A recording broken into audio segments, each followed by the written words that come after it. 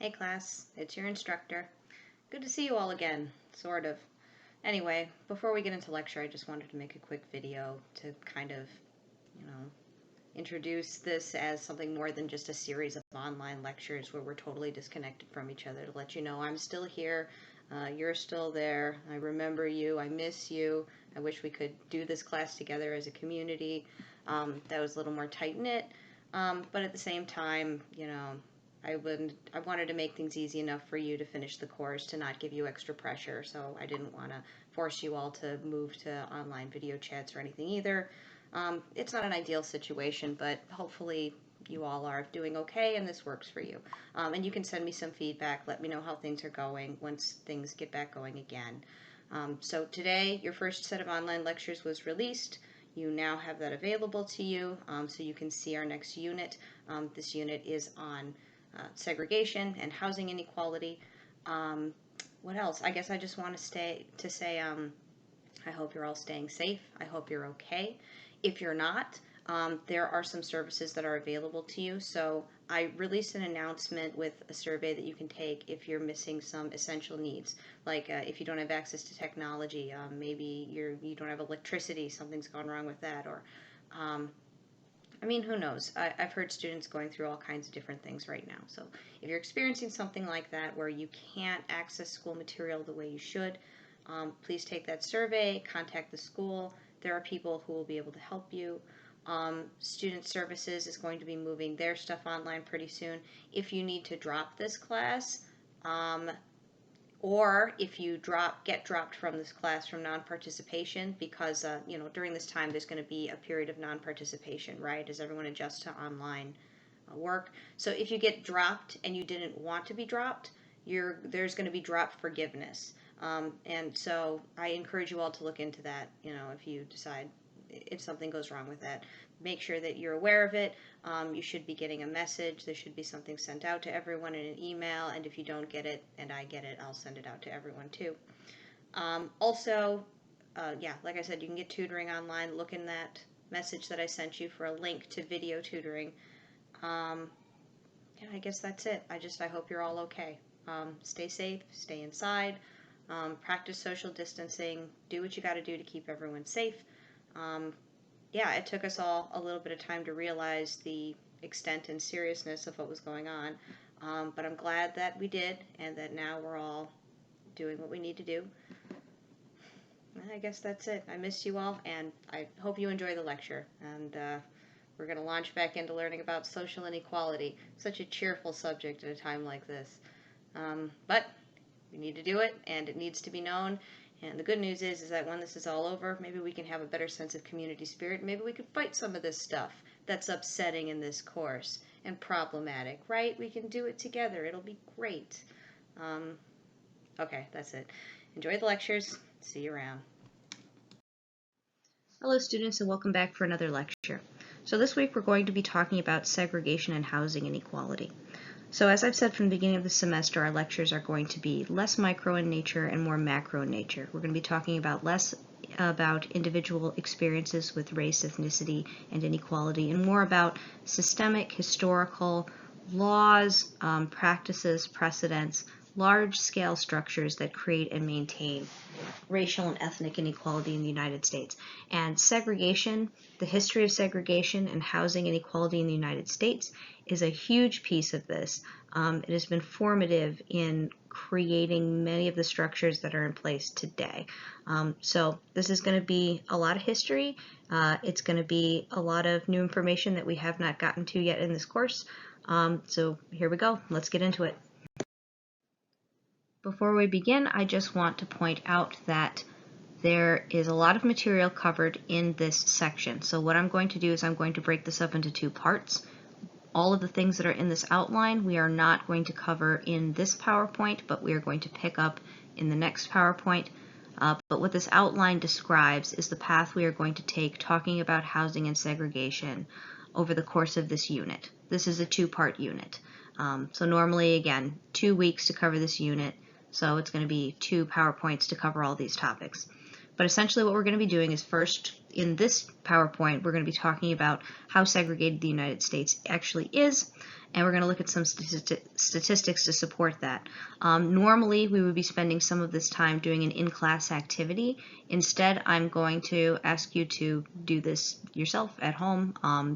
Take as much or little time on it as you like. It's just designed to illustrate a point and give you a chance to kind of think reflexively about things. After that, we are going to walk through some of the, what I call the folk explanations for continuing segregation. So this unit is called Segregation and Housing Inequality because the central claim of this unit is that the United States experiences segregation today. There have been historical laws in place that have made segregation mandatory in many institutions, but even without those laws, even without those policies, the United States is still segregated, and that this creates inequality.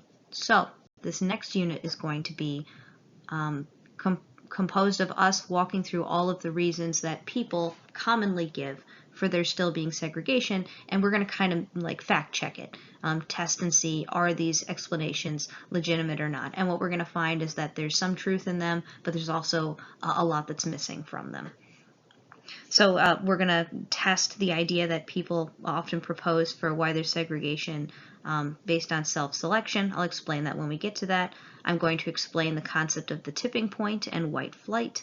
I'm going to explain the idea of inequality being due to economic reproduction over a generation. So in other words, are people experiencing segregation and inequality just because each generation is inheriting that from the previous one, right?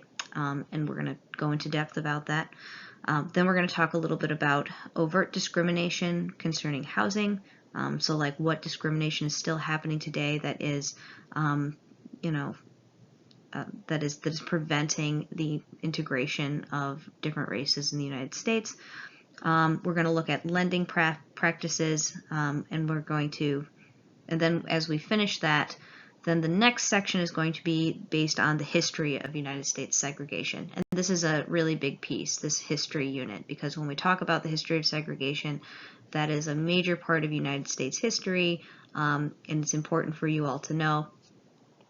But yeah, anyway, this PowerPoint, we're not getting through all of that. We are just going to start with the first couple of these units.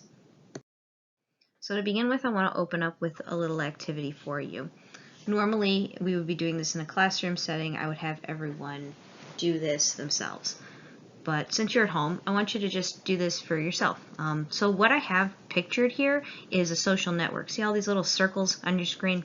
So we've got friends and family members sort of radiating out from a central circle that identifies yourself. So what you're looking at here is something that sociologists refer to as social network theory. I mean, you're not looking at the theory itself. You're looking at a chart that reflects it. But social network theory is a body of sociological practices that are designed to analyze people's social networks and how people are related to each other in those social networks. So what they'll do is they'll create these sort of charts where you are at the center of your social circle yourself, and there's one person, there's all these people connected to you in your first that you know, right? So those are one degree of separation is the word from yourself.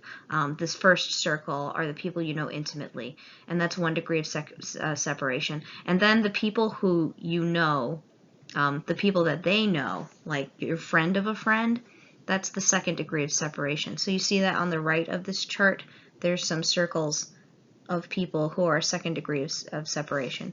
So basically what I want you to do is I want you to try to reproduce this format of a chart for yourself. Chart out some of your social network. I don't want you to try and reproduce your whole social network because that would take forever and be intense. But just like draw a quick chart where you note yourself and a handful of people that you know, and then a handful of people that your friends know that you may or may not also know, and draw a line between all the people who are connected to each other in that social circle. This is a little easier for me to explain when I have a whiteboard, so hopefully this isn't too confusing, but just kind of look at this chart and do your best to reproduce it. Now you see that on this chart I've written race/ethnicity under each of these circles. That's the second part of what I want you to do. First, draw out a little chart of like your immediate friends and family. Draw out a chart with your acquaintances as well. And then I just want you to note to yourself the race and ethnicity of all these people in your central social circle. And then I want you to just think to yourself, because again, normally we'd be discussing this in a class, but I just want you to think to yourself, what proportion of your social network is the same race as you? And what factors do you think influence the racial makeup of your social circle? So take some time and do that, pause the video, and reflect, Okay, so I hesitated for a second to give you a chance to pause the video and do some stuff. Usually at this point, I'll ask everyone to give me your answers and tell me that what you found in your social circles. And generally what students find, everybody's different, of course, and everyone has unique experiences, of course. So I won't deny that to anyone. But often what you'll see is a kind of pattern that my students who are white students are more likely overall to have social circles that are all white or nearly all white. Now, it's not going to happen every single time in every single classroom, but it happens very frequently, and it happens very frequently for reasons that we're going to discuss in this lecture, right? What we usually discover through this activity is that many of your classmates are living in very segregated worlds, students of color as well, but that our social circles are not the melting pot that we might envision them to be as being patriotic members of the United States to whatever degree you embrace patriotism, that you might idealize yourself as someone who's very integrated, but when you look at this chart, you might see that you're not. And then we usually talk about that as a class. So just think about it to yourself a little bit. Okay, so now we're going to talk about the extent of segregation. So after doing that activity, you probably have wondered to yourself, so how segregated is the United States really? Because all you've looked at so far is just yourself, and you've thought about how connected you are to other races or not, right? Maybe you're very interconnected, maybe you're not. But that is not enough information to really tell you what the United States actually looks like today. That's only enough to tell you about yourself. So, to what degree are people of different races and ethnicities interacting today? Okay, so let me give you some statistical breakdown of how segregation works. So before I explain how this chart works, you might want to, just for your own sake, pause the video for a second, look at the chart and see if you can understand it before I even explain it to you. In my experience, this helps with my own mental processing of things, just to get a picture of what I'm looking at before I get the in-depth explanation.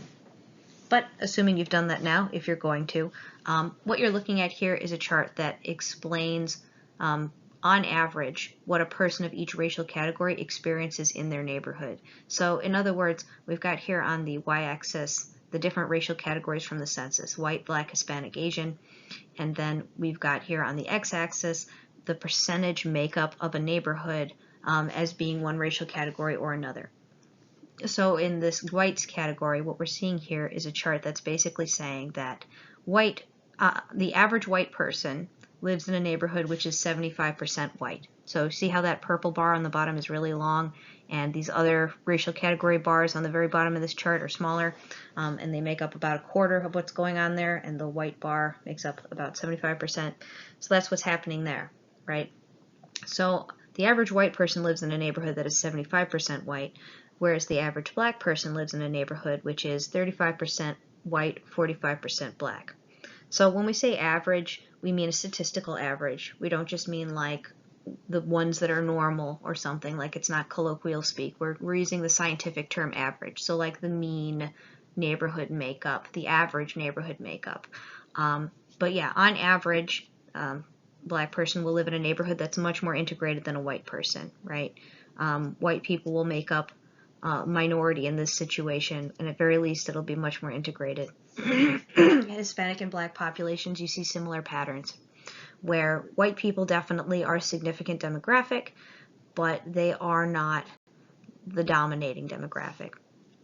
So what does this chart mean? Well, what it means is that that people of color are much more likely to live in more integrated neighborhoods, and white people are much more likely to live in neighborhoods that are all white or mostly white. Here I've got two measures of segregation over time that are more large scale in nature, that give us an idea of how has segregation changed over time. So if you enjoy what you're learning in this class, if you enjoy social research, and if you enjoy statistics, there's some fun stuff you can do with statistics. One of these things you can do is developing mathematical measures of things that would normally be difficult to measure, like segregation. These are two separate measures that have been designed to answer the question of how segregated is the United States, but doing so in different ways. So we're going to look at both of those ways. So the first thing I want to draw your attention to is the x-axis of this chart. You see that it is by year, that it goes from 1940 to 2010. So basically we're looking at some kind of change that has happened between those decades, from 1940 to 2010, right? And then you'll notice that the y-axis here, they're showing it between 0 and 90, but it's bounded by 0 and 100, right? So what this is it is a percentage. So the dissimilarity index is bounded by 0 and 100, and it is the percentage of minorities that would have to move to achieve an even distribution. So this chart represents the whole of the United States, right? But we could use that also to measure segregation within the same neighborhood or within smaller regions if we wanted to. But basically what they're saying is we're looking at a region, and we're saying what would it take to make this region such that there aren't any more huge pockets of one race or another, that they're all just evenly distributed. So like think about, you know how if you, like imagine that you had a bag of mixed snacks and treats, like you were making a Chex Mix or something, and you poured a whole bunch of different treats into one bag, and the bag was all about the same, and they would all be like separated into little pockets in the bag, right? You would want to shake up the bag real good to like mix them all up to make them evenly distributed. So this is kind of saying like how much mixing would we need to do to make all of the United States evenly distributed, so there's no more pockets of just one group or another. So in order to get an even distribution, that's the percentage of minorities that would need to move. So it's very high in 1940, it's at 74%. It gets higher through 1960s and 1970s. Around 2010, where this ends, it's significantly lower at 59%, but it's still a really high number, right? So that's still what we would consider a high level of dissimilarity, because of over half the population would have to relocate to have an evenly distributed population. Another way to look at this too is the exposure index. So this is the proportion of the minority group which is seen by the average minority member looking around in their census tract.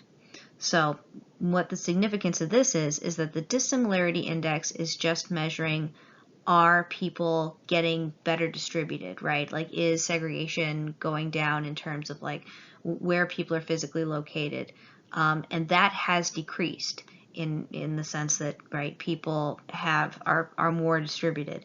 But the exposure index is looking at, is this actually equating into people interacting in their day-to-day lives? Are minority members still actually living and moving in spaces that are white spaces, or, well, that were white spaces? Are those spaces becoming no longer white spaces, is what I'm saying.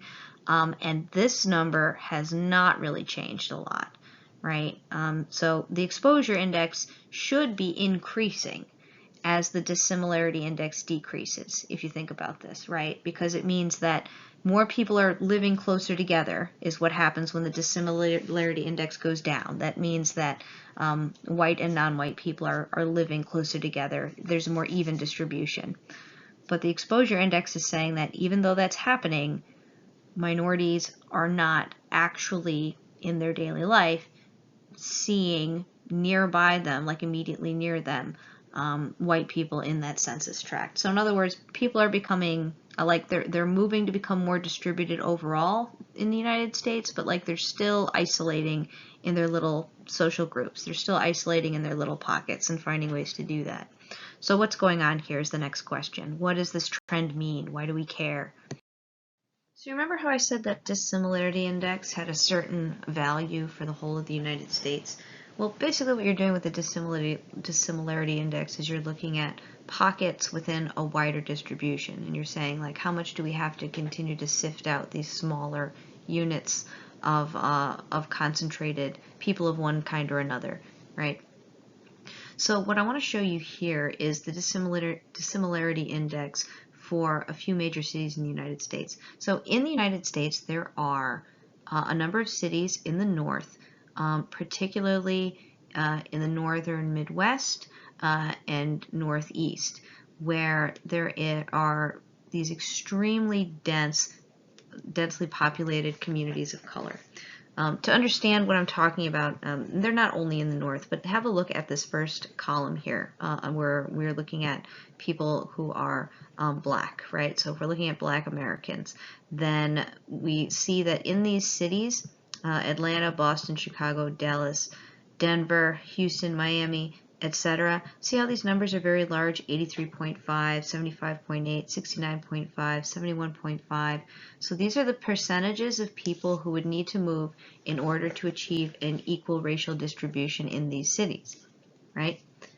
So what this is basically telling you is that those cities are extraordinarily segregated, that in Atlanta there are neighborhoods that are primarily black neighborhoods, right? And then there are neighborhoods that are primarily not black neighborhoods. That, in other words, we have that column for black in order to indicate that most black residents would need to move in order to achieve an even distribution. Whereas for these other categories, it's still a majority for Hispanic, Asian, and American Indian. For each of them, like, most of them would have to move, but it's a small majority. It's 64.5% for Hispanic and Asian, 63% for American Indian. But these numbers are exceptionally high for Black Americans, but they're also noteworthy high for all communities of color. So what's going on here is a couple of things. These cities and other cities represent parts of the United States that we refer to as the ghetto belt. So I've mentioned in this class before that when we use the word ghetto in this class, we're not using it to be a derogatory term. We're not using it to be insulting to people of color. The word ghetto is a term that means a neighborhood which has been intentionally segregated in order to house and control a minority population. It is a tool of oppression, and it has existed in the United States. It continues to exist in the United States. What we're going to learn over these next few slides and through the rest of this unit is you're going to learn about how in the United States the neighborhoods that are neighborhoods of color were segregated initially intentionally by the U.S. government and in cooperation with realtors and banks in order to create a situation where white people could decide to live apart from people of color, because white people were racist and did not want to do that. And people of color were, as people do, trying to achieve a status in life where they were comfortable and happy, which is difficult to do when the dominant group is oppressing you, right? So neighborhoods were built to be segregated with racist assumptions. And even though the same kinds of racist assumptions don't prevail today in the same way, a lot of practices, a lot of institutions are still set up in a way to create and maintain this situation. And we're going to break that down, why that was the case historically and why that continues to be the case today.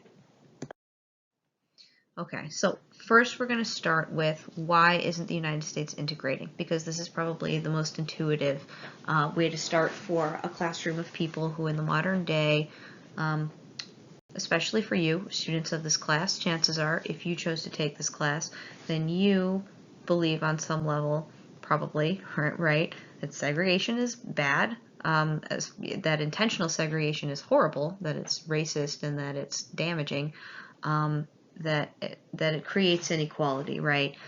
So you might think to yourself, well, why would we want that today? That people today understand that this is immoral. They know that we shouldn't be doing these things, and so things shouldn't be like this anymore. Well, to that I want to say that it's a little complicated, right? First of all, not everyone is on board with that morally yet, right? Definitely you all as students here are in a location where it is much more embraced, the idea that people should be integrated and equal and accepted in every situation. But two, we also learned about some other mechanisms through which inequality can be created and perpetuated that are not always as obvious and intentional and direct as simply, oh, I'm willing to live with someone who looks like me or doesn't look like me, right? That we're talking about a kind of hierarchy that is being perpetuated that benefits one group and harms another. So there's complex stuff going on. So we're going to start from at a very basic level. Why aren't people living together right now? Even before we talk about history, before we talk about systemic oppression, right now, why are people not living together? What's happening? So there are three folk explanations. So I call them folk explanations as a way of saying this is the kinds of things that if you have a conversation about this topic with your brother or a cousin or a friend or some random person that you met or someone who you've never met who you just started talking to on the internet, right? Like these are the kinds of explanations for segregation that you're going to hear. We're going to deconstruct each of them and identify to what degree are they fact and fiction. Some of it I am going to claim is fiction. Some of it I am going to claim is true. And I'm going to try and give you a complex picture based on what sociologists say about all these things. So when I say I'm claiming this, what I mean is I'm speaking on behalf of sociology as a discipline. So sociologists are more or less in agreement about these things. Individual opinions differ on minutia, but these are the big ideas that are overwhelmingly agreed upon, right? So these explanations have a little bit of fact and a little bit of fiction in them. Okay, we're going to break them down. Right now I'm just going to read them to you. One common folk explanation is that segregation is here because of self-selection, that maybe people just choose to live around others who are like them. Usually when people offer this folk explanation, the rationale is that, well, maybe segregation now isn't so bad because maybe people of color simply prefer to live among other people of color, and that's the reason we haven't integrated. It's because people of color have chosen those neighborhoods, right? Often I'll hear this kind of folk explanation, more often probably from white students than from students of color, but that's neither here nor there, right? That's just something that is said, right? Another explanation that commonly will be offered when the topic of segregation comes up is, well, maybe segregation only really exists because of economic reproduction, that there's no more, discrimination now, that now everybody's on board with being equal, but the only problem is that people are segregated just because people of color tend to be are more likely to be poor than white people, and so they're in these poor neighborhoods and they stay there generation after generation. Just simply, they were poor previously, they couldn't afford to move. The next generation is poor, they can't afford to move, and so they stay in these sort of lower class neighborhoods and they can't ascend out of that.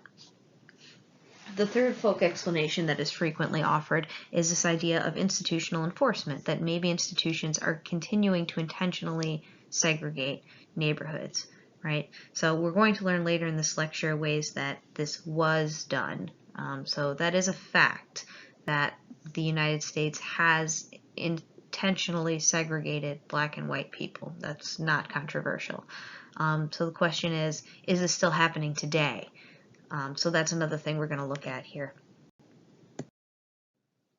So first I want to assess this self-selection claim. So again, usually when I tell people that segregation in the United States is still a problem, and when a conversation comes up about it, one of the first responses is, well, maybe people of color are just choosing to live on their own. They'll say that. Sometimes it's well-meaning, and sometimes it's because they're trying to say, well, hey, maybe inequality really isn't a problem, right? It's a way of saying that. So we're going to challenge that and say, is that the case? Now, I'm just going to show you actual survey responses. So this is not me, pulling something out of the air. This is from the General Social Survey. The General Social Survey is a survey that sociologists administer to the general population, to a representative sample of the population. So about 2,000 people get this survey, and it is designed to be given to a segment of the population that is meant to have demographics that are representative of the actual population as is reflected by the census, right? So it's a sample, but it's a big sample, and it's a sample that's been designed to capture the United States population. It's a very famous survey. I think that it is as old as the 1970s, I want to say. I don't know exactly. I have to fact check that. Next time I give this lecture, I'll find the exact year, but you can look it up on your own and know that it's extremely prestigious and old and important, and a lot of work goes into it. So it's an important survey, right? So here is one of the questions that's on that survey. One of the things that participants in the survey will be asked is they'll hear something to this effect. I'm going to ask you about different types of contact with various groups of people. In each situation, would you please tell me whether you would very much be in favor of it happening, somewhat in favor of it happening, neither in favor nor opposed to it happening, somewhat opposed, or very much opposed to it happening. Living in a neighborhood where half of your neighbors are white or black, right? So in other words, when a person sits down to take the survey question, the survey giver says, I'm going to ask you several kinds of questions. Tell me how much in favor or opposed you would be of these situations. And one of the things that they ask them is, how much in favor or opposed would you be to living in a neighborhood where half of your neighbors are white? And then they ask them another question, where half of your neighbors are black. And then they have to choose one of these responses. So before we look at the answers, I want you to make a prediction. I want you to predict, on average, which members of which race do you think currently favor integration the most? And then next, on average, which race do you think, of these two, by the way, this is a survey only giving to white and black Americans, so those are the only groups that I can make claims about for this part of the activity, but given those, which of these two groups do you think currently opposes integration the most? And how do you think attitudes about integration has changed over time between black and white Americans?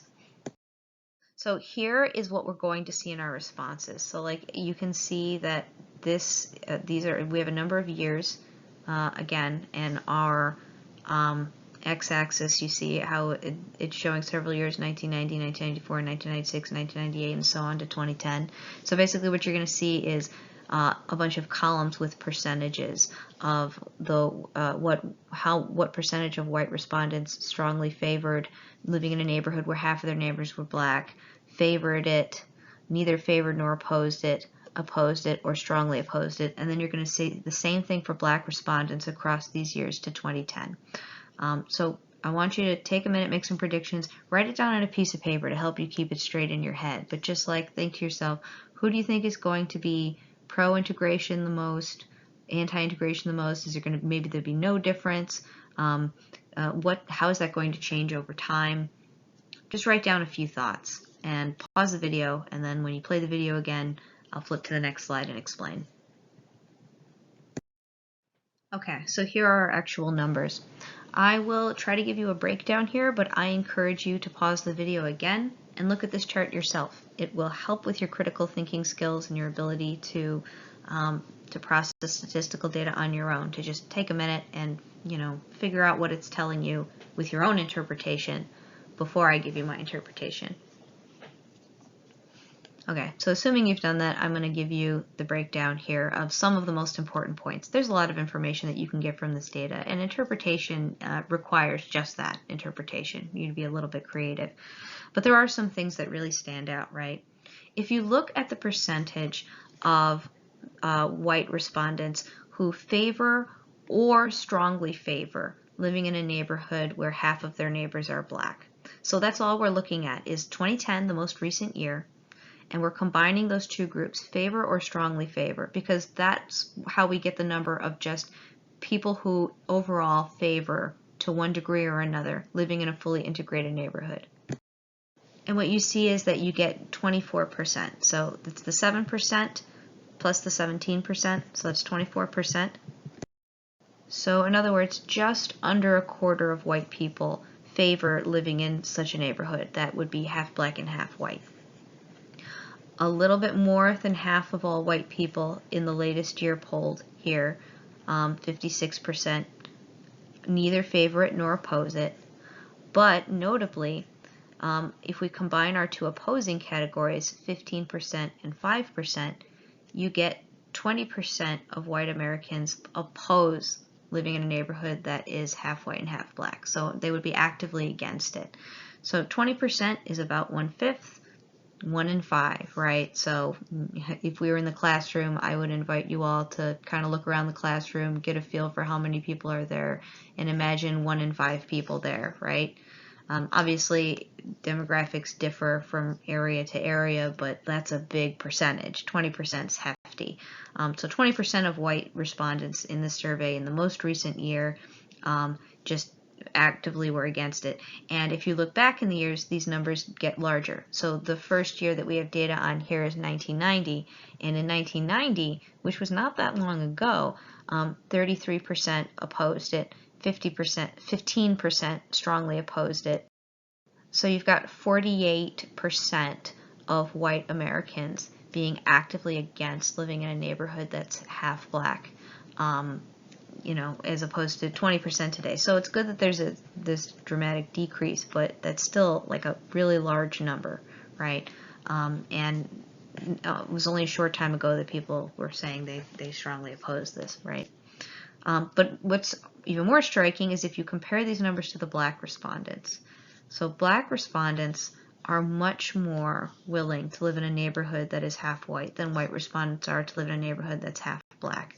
So if you look at the numbers in favor, strongly favoring, and somewhat favoring in 2010, you get 54% of black respondents favor or strongly favor. They either somewhat favor or strongly favor. On one level, over half of black respondents are in favor of living in a neighborhood that's half white. The numbers of black respondents who opposed, 3% and 3% in each of the two opposing categories, 6% total. Very small amount compared to the white group that would oppose living in a neighborhood that's half white. You can see that the neither favor nor oppose category is still the largest category, but it is smaller among black respondents than among white respondents. And if you go back in time with black respondents, you're not seeing the same pattern of dramatic change. You're seeing similar numbers back in time, similar percentages of favoring living in a half-white neighborhood and opposing living in a half-white neighborhood back to 2000. So granted, the data for the white respondents only goes back further than 2000. So we can see the pattern changing for longer. So it's easier for us to see that pattern.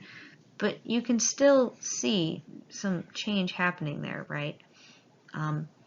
Okay, so anyway, all I'm really trying to say here is that a lot of times people will say that the reason that segregation is still a problem today is not because of inequality or discrimination. It's because black communities or communities of color prefer to live by themselves. And so I just want to say that that is demonstrably not true, that it is white people who prefer, on average, to live in neighborhoods that are white, not people of color who prefer to live in neighborhoods that are just neighborhoods of color. Okay, so as you can see on this slide, I ask you to report on what your predictions were and what you thought. Obviously do that, take some time to look at your answers and compare them to the charts that I showed on the last slide. I have a third question on here. I debated taking this slide out, but I decided to leave it back in. Number 3, you'll see here, I say on your worksheet, normally I hand this out in the form of a worksheet as opposed to just showing it in a PowerPoint. It shows you the survey question, and it shows you another question that were asked, the same participants. The respondents were asked how they felt about relatives intermarrying, and I give you an opportunity to interpret the responses from black and white participants.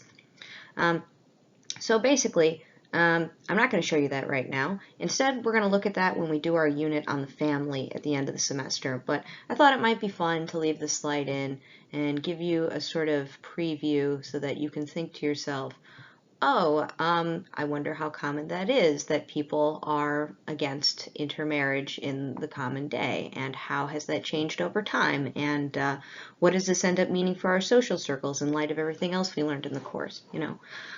So, I mean, reflect on that, think, and then later I'll show you what people are actually saying. We're about to get into some more big concepts, so if you need a break after all that, go to the bathroom, take a break, collect yourself, do whatever you need to do to pay attention, because more big concepts coming up. So we've just seen that white people self-segregate. White neighborhoods are overwhelmingly white, whereas people of color are much more likely to be living in neighborhoods with other people of color. White people, even on a self-reported survey, which is known to have some degree of bias because people like to respond in ways that reflect well on them. They're not always totally honest on surveys with the surveyor or with themselves, right? But even on these surveys, white people are saying, or many of them are saying, that they would prefer to live in a neighborhood that is not fully integrated, right? And it's a significant percentage. So now we're going to look at how that actually goes down. What happens when white people decide they don't want to live in a neighborhood of color? So we have this term white flight. White flight I've defined here as the phenomenon whereby white residents move out of a neighborhood en masse. So by that I just mean a whole bunch of them at once, like all of them, right? When people of minority races begin to move in. So basically, and you can probably imagine how this would have went down historically to some degree. Well, I guess I shouldn't say that. We're going to talk about the history, so you're learning in class how this went down historically, so it's not fair for me to say you can imagine. But what I am saying is that, there's a certain intuitiveness to what would happen in history when people were okay with the idea of being racist, right? So like prior to the 1960s, when being openly racist among white people, of course, I always mean among white people when I'm saying this, was considered acceptable. So it's easy to imagine that white flight would take place then, right? That when Black people in particular, but when people of color would start moving into neighborhoods that were predominantly white, white people would not want to live in that situation and they would move away. This still happens today in similar circumstances. So how does this happen today? What is the process of white flight, where white people move out of those neighborhoods? Well, white flight is closely related to another concept. I don't want you to confuse the two, but it's related to another concept, which is this one, the tipping point. So what is the tipping point? The tipping point is the value. It is the percentage of minorities, or the percentage of people in a neighborhood that must be of minority races before the white people start to move out en masse, before they all start kind of vacating, and before you can expect the neighborhood to become primarily a community of color, right? So obviously integrated neighborhoods exist. We don't live in a world where white people only live in all white neighborhoods, but we did see from the data prior that many white people, it was 75, it was the average white person lives in a neighborhood that is 75% white. Like, that's intense. That's a lot of white people not living with people of color, right? So in other words, when the percentage of people of minority races gets to a certain level, it's likely that white flight will happen given the current state of racism and racial tension and inequality in the United States. Really, given how white people feel, is kind of what I'm saying here, right? That white people aren't tolerating and accepting and caring the way they, I hope you all agree, should be. But anyway, so as of 2010, tipping points in all major cities seem to range from between 5% to 20%. So what does this mean? This means that as of 2010, if you looked at data in major cities where people of color started moving into all white neighborhoods, that when about 5% or up to 20% of the population became people of color, that was about the point where there would be this domino effect where white people would start moving out en masse as opposed to just a person moves in, a person moves out, right? So these are pretty low numbers. 20% is 1 in 5. So if you're in a neighborhood, so say you're a white person in a neighborhood, and 1 in 5 of your neighbors is a person of color. That's not a lot. Like, that's far from a fully integrated neighborhood. It's certainly not the half and half neighborhood that people were asked about on that survey, right? So, you know, that's, yeah. So this occurs both in suburbs and near segregated areas, so it doesn't distinguish, and tipping points are higher in places where residents are more culturally tolerant. So, in other words, if a neighborhood is of white people is more racially tolerant, they're more racially accepting, then it's going to take more minorities moving into that neighborhood before all the white people start moving out, right? Before there's a kind of domino effect. But in a neighborhood that's less tolerant, then that tipping point might be lower. However, again, as of 2010, tipping points in major cities seem to statistically range between 5% and 20%. Then when we look at historically what has happened up until 2010, those are the numbers we're looking at. So it doesn't take a lot of minorities moving in before white people move out. So how does this look? It might be hard for you at this point to picture this phenomenon, or maybe you think you are, but your picture might not be complete. So I'm going to kind of spell it out for you and try and illustrate this as clearly as possible. You see this chart I've got here to the right with all these houses and percentages looking all fancy? Yeah, I'm really proud of this very simple graphic I put together. I know it's just a bunch of little boxy houses, but I like it because it took me some time to make, so I hope you appreciate it as well. But anyway, something much more important here than my extraordinary graphic design skills. These are here in order to illustrate the tipping point as a concept so that you can understand it as a numerical value, so that you can understand how it conveys how this process of segregation goes down, what the nature of the problem is, essentially. Okay, so imagine that this little universe of houses that you see over here to the right is an imaginary all-white neighborhood. And every person and every family in this house has a certain tolerance level, and it's their percentage, right? So this tolerance level is the percent of minorities that individual white resident is willing to live near before they start wanting to leave, right? So it might be in a large neighborhood, obviously there would be a ton of houses. This is a fictional neighborhood that's tiny, just to illustrate the concept. So here's our houses. The very first house in the top left column, they've got 100% tolerance. So in other words, they don't care if the neighborhood becomes all people of color except for them. They are totally fine living in this neighborhood. Race has no bearing on their desire to live here or not. The neighbor, the person directly to the right of them, is the least tolerant person in this neighborhood. All it takes for them to want to leave is for 5% of the people in this neighborhood to be racial minorities. After that, they don't want to live here anymore. They do not like living near minorities. And you can imagine how in different families or among different heads of households, however that economic situation is managed, there might be different people with different tolerance levels. Some people are very tolerant, some people are less tolerant. And I want to again stress that when I say some people, I mean white people, right? I don't want to make it sound like, oh, some people are more accepting and some are less accepting and it's all the same and we all have this problem, because we're not talking about a problem among everyone. We're talking about racism specifically. We're talking about things that reinforce the racial hierarchy, which means we're talking about the things that white people are doing to reproduce this system. Okay, so these are the tolerance levels for all the white people in this neighborhood. So what happens when a white person moves out? Okay, so remember that person who had 100% tolerance, that the people in that neighborhood, it mattered to them exactly none what race they were and how many they were. He was totally tolerant.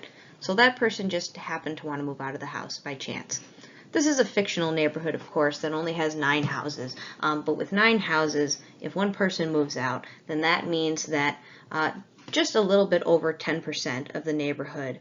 Well, okay, so we're imagining not only did they move out, but a person of color happens to move into that house, right? So now a little bit more than 1/10 of the neighborhood is lived in by a person of color. So the person next to them right there that has a 5% tolerance, they no longer want to live there because almost, or just a little over 10% of the neighborhood is now occupied by people of color. So they don't want to live here anymore. So now they're going to move out. So again, let's just say for the sake of argument that this house is also replaced by a person of color. Now it might not be, but the point of this exercise is to imagine how neighborhoods might reach this tipping point. And so of course sometimes this is going to happen. Racial demographics in a neighborhood could shift for a variety of different factors. So now this person wants to leave and another person of color moves in. I think that my voice got cut off on the last slide. But anyway, okay, so that person moves out, the person with the lowest tolerance level, and another person of color moves in. So now, the more people of color move into this neighborhood, remember that white people, on average, tend to not want to move into neighborhoods that are not dominantly white. So now, white people are less likely to want to move in when a person moves out of the neighborhood, which means, of course, that a person of color is going to have a better chance of getting that house, right? So now there's 2 people in this neighborhood, and that exceeds both the 12% tolerance of this person below our first tolerant person and this person at 20% tolerance who is below the second person, because over 20% of the neighborhood is now people of color. So those 2 people now want to move out, and it's less likely that those houses will be occupied by white people, by the new people who move in, because of this prejudice. Now remember also that we said that the tipping point for most cities ranged between 5% and 20%. So we're already there in our fictional neighborhood, right? So, okay, so now these 2 people, their tolerance level has been exceeded. They move out. People of color move in. White people are less likely to want to take their place. And so, again, this creates a domino effect. More people's tolerance levels are exceeded. And again, white people less likely to want to move in and take the place of these people who are now vacating, right? You can see the total percentage minority share here at the bottom. I've been updating that with each passing slide. Okay, so let's finish this up. I think you get the idea by now. These folks, their tolerance level has now been exceeded. They don't want to live in this neighborhood anymore. They move out. People of color are more able to move in since white people aren't trying to move in as often. And so become minority neighborhoods until finally everyone's tolerance level has been exceeded, and that means that all of the white people now move out. So you can see how this creates that, I know I said this like 4 times now, that domino effect. The tipping point then, remember the initial definition I gave you. This part's important, so pay attention. If you've been daydreaming, pay attention. The tipping point is the value at which white people start this domino effect. So it is a percentage. The tipping point is a percentage. It is whatever percentage of minorities need to be in a given white neighborhood before white flight happens. And this domino effect ends up occurring until all the white residents are gone, or at least most of them, right? And instead that neighborhood is now a minority-dominated neighborhood. Okay, so before we wrap up, I have a couple of final points. So you might notice that this lecture only really took about the span of 1 class time instead of 2 class times, and that it ran kind of short even for that. Allow me to explain. Usually I do in-class activities. Those activities take up a lot of time, and they also help all of your understanding. I also get a chance to discuss with you and answer questions with you, and I wish that we could do that in this online format in a way that was really sustainable. But again, I didn't want to make this class too complicated for you because we're all going through a tough time right now, And I feel like if I forced all the students to start meeting me in Zoom lectures and I'm grading you for attendance and I'm forcing you to do all this stuff, like, you don't need all that. So instead, we're doing a stripped down version. This does mean, though, that because I can't be there with you to talk you through concepts, to give you those opportunities to learn in groups, you might not remember course material as well. You might in this moment be saying to yourselves, oh, groovy, this is great. We don't have to do as much work because we have these lectures at home, so whatever, I'll just listen to the lecture and I'm done, I'm good. Well, believe it or not, those activities do help students learn. Research bears this out, that when students get to revisit an idea in multiple different ways and tie it to their daily lives, they tend to remember it better. So the trade-off here, even though you're getting shorter lectures and you're not getting those activities, is that you are going to have to spend more independent time learning. You are going to probably end up reviewing your notes more than you otherwise would. You are going to want to rewatch parts of this lecture you don't understand. Please use the discussion boards. Please email me. Emailing me is really good because I'm, now that we're all at home, right, I can keep on top of that and make sure that I've got everyone up to date. So stay in contact with me. In future weeks, you will have more work than this because we're going to be watching documentaries. But this is all you're getting for this week in this lecture. Watch it a couple of times if you need to. I recommend that you do that first activity for real if you didn't, if you just kind of glossed over it. Yeah, I mean, that's all I have to say for this week. I will make sure that you keep up with the readings, and I will post any supplementary material that might help you understand some of these concepts on as well. But that's it. So take care of yourselves, stay safe, contact me if you need me. I think I said all of this stuff already like 3 times. So, okay, goodbye. I'll see you next week.